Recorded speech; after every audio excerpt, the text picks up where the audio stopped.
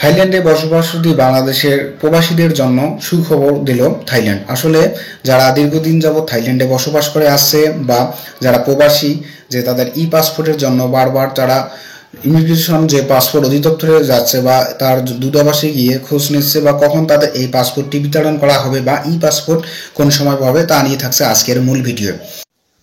19 December বাংলাদেশিদের জন্য চালু হচ্ছে থাইল্যান্ডের ই ভিসা। আসলে আপডেট নিউজ পেপার থেকে নেওয়া। আসলে 19 ডিসেম্বর থেকে বাংলাদেশের জন্য চালু হচ্ছে থাইল্যান্ডের ই ভিসা। যারা থাইল্যান্ডে বসবাস করে প্রবাসীরা আছে তারা কিন্তু তাদের ই ভিসা যে তাদের দূতাবাস থেকে দ্রুত সময়ের ভিতরে নিতে পারবে সেই বিষয়টি তারা নিশ্চিত করে দিয়েছে।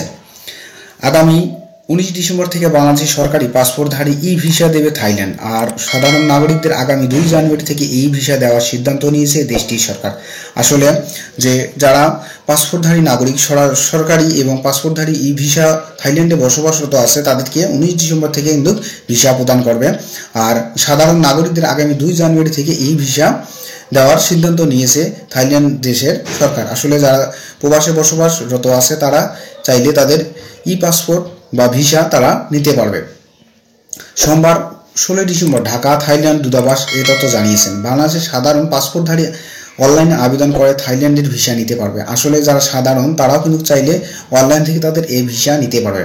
আবেদনের 10 দিনের মধ্যে এই ভিসা ইমেল পাঠানো হবে। আর আগামী 24 ডিসেম্বর থেকে ঢাকা থাইল্যান্ড ভিসা সেন্টার বদ্ধ করে দেওয়া হবে। আসলে তারা 10 দিনের মধ্যে জানিয়ে দেবে তাদের কখন এই ই ভিসা বা যে ভিসা দেওয়া হবে সেই বিষয়টি তারা জানিয়ে দেবে। আর আগামী 24 ডিসেম্বরের মধ্যে কিন্তু সেটি বদ্ধ করে দেওয়ার সিদ্ধান্ত নিয়েছে থাইল্যান্ড দেশের সরকার। আসলে যারা প্রবাসী দীর্ঘদিন যাবৎ প্রবাসী আছেন তারা চাইলে তাদের খুব দ্রুত সময়ের ভেতর আপনাদের যে ই ভিসা আছে সেটি আপনারা নিতে পারবেন। ই ভিসা সুবিধা থাইল্যান্ড কর্তৃক ইতিমধ্যে তাদের 59টি দূতাবাসে চালু করা হয়েছে। আসলে 59টি দূতাবাসে কিন্তু যে ই ভিসা থাইল্যান্ডে সেখান থেকে চাইলে যারা বাংলাদেশি প্রবাসী দীর্ঘদিন যাবত আছে তারা কিন্তু সেখান থেকে তাদের ই ভিসাগুলো বা ভিসা নিতে পারবে সেটি তারা জানিয়েছে। যদি ভিডিওটি ভালো লাগে অবশ্যই লাইক কমেন্ট শেয়ার করবেন। সবাইকে ধন্যবাদ।